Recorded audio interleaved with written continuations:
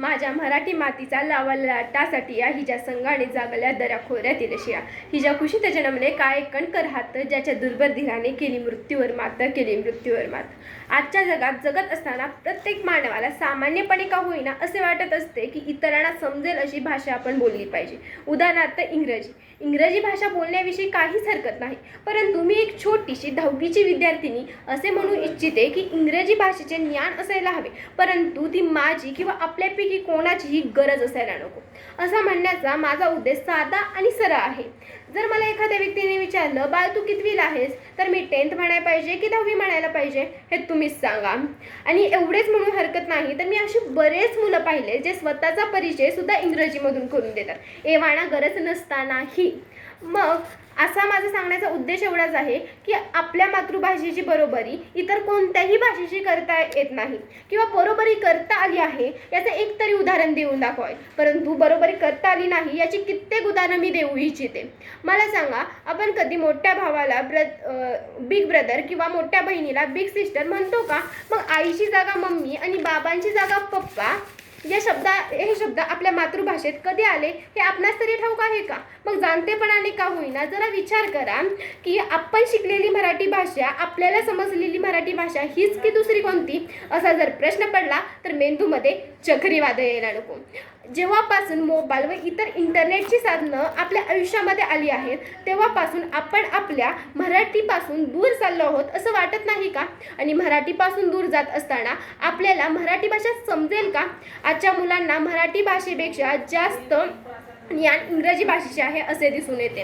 आज जर पाहिलं तर इंग्रजी भाषांच्या शाळांची संख्या जास्त आहे व मराठी भाषांच्या शाळांची संख्या बोटावर मोजता येईल एवढेच शिल्लक आहे. आणि असे असताना मराठी भाषा समजणार कशी? मला सांगा, आजचा तरुण खरंच मराठी वाचतो, लिहितो, ऐकतो, बोलतो? आजचा तरुण वाचत नाही ही तर जुनीच व्यथा. सोशल मीडिया किंवा इतर ठिकाणी व्यक्त होताना तरी मराठीत लिहिलं जातं का? मित्राला सुद्धा व्हॉट्सॲप मेसेज करताना तरी मराठीत लिहिलं जातं का? मग आणि यापेक्षाही गहन प्रश्न, शुद्ध मराठी बोललं जातं का? आजच्या मुलांना मराठी भाषेपेक्षा जास्त कुतूहल हे इंग्रजी भाषेचे आहे. आणि याचं कारण मुलगा किंवा मुलगी जेव्हा जन्मते तेव्हा आई वडील त्याला हॅलो म्हणायला शिकवतात, नमस्कार नाही, गुड मॉर्निंग म्हणायला शिकवतात, परंतु शुभ सकाळ म्हणायला शिकवत नाहीत. आणि असे असताना आजच्या मुलांना मराठी भाषा समजणार काय? आणि ही मानसिकता आजच्या तरुणाईची बदलणार कशी? आजची पिढी मराठी भाषेपासून दूर जात आहे असताना देखील मराठी भाषा समजणार कशी हा प्रश्न मनात वारंवार घर करून येतो.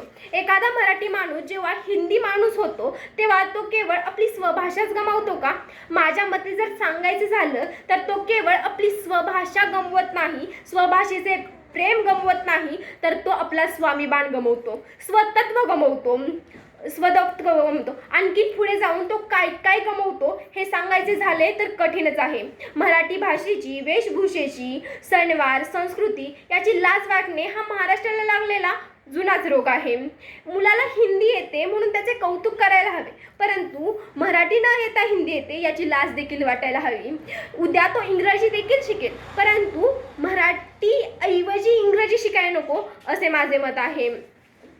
उद्या तोच मुलगा मोठा झाल्यावर त्याला आपल्या मातृभाषेची लाज वाटू लागेल, उद्या त्याला आई वडिलांची देखील लाज वाटू लागेल, मग तेव्हा नवल वाटायला नको, अर्थात तेव्हा रडायला देखील नको, कारण तेव्हा आपल्या हातातून वेळ गेलेली असेल.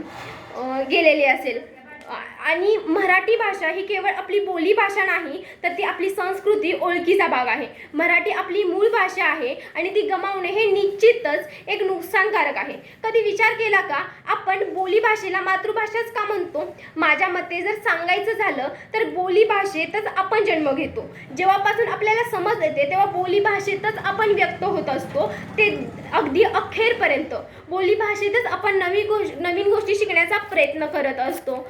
म्हणून का होईना आपण बोली भाषेला मातृभाषा म्हणतो. मराठी भाषा मला समजलेली मराठी भाषा सांगायची झाली तर मराठीतून शिक्षण घेणे हे सर्वात श्रेष्ठ आहे. आत्ताच एक 97व्या मराठी साहित्य संमेलनात ग्रंथात किंवा पुस्तकात मराठी असून मराठी जिवंत राहत नाही तर मराठी बोलली पाहिजे असे उद्गार 98व्या साहित्य संमेलनात डॉक्टर तारा यांनी काढले. भाकरी का करपली, घोडा का अडला आणि पाने का सडली या सर्वांची उत्तरे एकच आहेत, न फिरल्याने म्हणजेच प्रवाही न राहिल्याने. मग मला सांगा, आजची मराठी भाषा प्रवाही आहे का? जर विचार केला तर याचे होकारात्मक उत्तर देणे कठीणच आहे आणि हीच मला समजलेली मराठी भाषा आहे. शेवटी जाता जाता एवढंच म्हणते, ज्ञानोबांची तुकयांची मुक्तेशाहीची जनाईची, माझ्या मराठीची गोडी रामदास शिवाजींची. यारे यारे अवघे जण हाक माय मराठीची, बंद खळा खळा गळाले साक्ष भीमेच्या पाण्याची, साक्ष भीमेच्या पाण्याची. एवढे बोलून इथंच सांगते. जय हिंद, जय भारत, जय कर्मवीर.